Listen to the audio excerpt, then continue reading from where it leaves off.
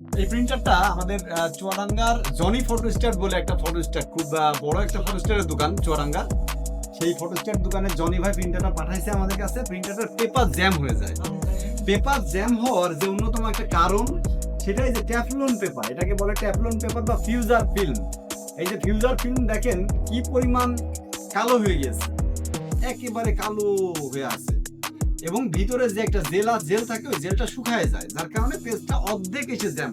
আমরা এই সমস্যার সমাধান করছি। আমি ইনস্ট্রাকশন দিচ্ছি আমাদের junior engineer Abdur Rahman Bezos, সে এই কাজটা শেষ পর্যন্ত করবে। আপনারা দেখবেন পুরো প্রিন্টারটার সাথে সার্ভিস হবে। আর এখানে যে একটা বড় প্রবলেম আছে সেটা হলো এই যে পেনিয়ামটা দেখেন, এই পেনিয়ামটা টোটালটা খেয়ে গিয়েছে।